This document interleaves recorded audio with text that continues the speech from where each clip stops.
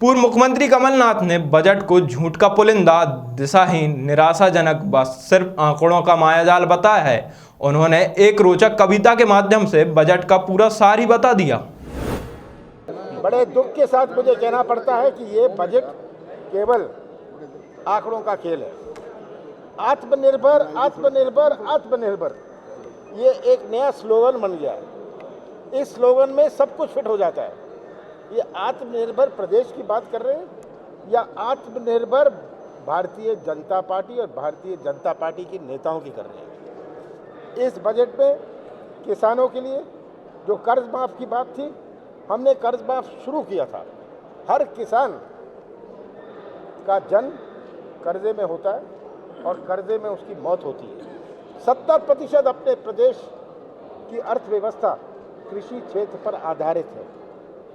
जिसकी किराने की दुकान होए, उसकी किराने की दुकान गांव में तब चलती है जब किसान के जेब में कुछ पैसा होए, उसके पास क्रय शक्ति होए, खरीदने की ताकत होए।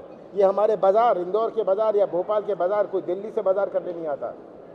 तो सबसे बड़ी प्राथमिकता आज हमारे कृषि क्षेत्र की है, जो हमने शुरू करी थी, जहाँ लगभग 27 लाख किसानों का कर्जा माफ़ किया। दूसरा किस्त चालू था, ये आज बंद है। इस पर कोई कुछ नहीं कहना। अंत में जो भी प्रावधान होता है, जो भी एलोकेशन होती है, इसका क्रियान्वयन कैसे होता है, इसका डिलीवरी मैकेनिज्म क्या होगा, कितने हितग्राहियों को इससे लाभ मिलेगा, ये अंत में प्रश्न होते हैं जिससे विकास और प्रगति की बात की जा सकती है। तो हम देखेंगे इसकी कितना इसका क्रियान्वयन होता है। पेट्रोल, डीजल, गैस, अब तो खाने का तेल,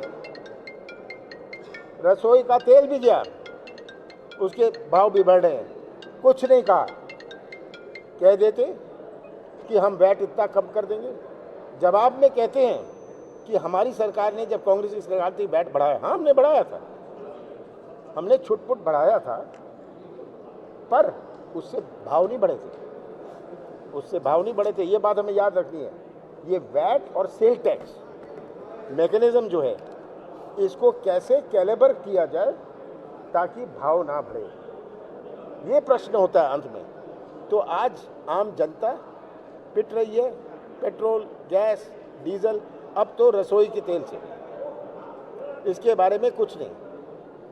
ये कह देते कि रसोई का तेल टैक्स फ्री होगा, कम से कम भाव तो रसोई में कम हो जाता। इसके बारे में भी कुछ नहीं, केवल प्रावधान, केवल प्रस्तावित और आत्मनिर्भर का ये बजट है।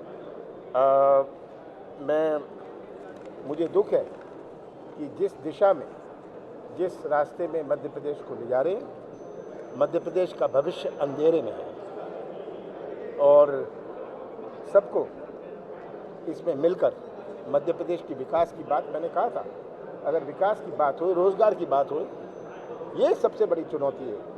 आज रोज़गार, जो ये नई पीढ़ी है, जो ये मध्य प्रदेश का निर्माण करेगी भविष्य में, ये नई पीढ़ी का क्या भविष्य है, ये नई पीढ़ी के बारे में कुछ नहीं। 36 रोजगार केंद्र ये बंद कर रहे हैं। खबरों में बने रहने के लिए ग्रामीण भारत टीवी को सब्सक्राइब कीजिए और बेल आइकॉन दबाना ना भूलें।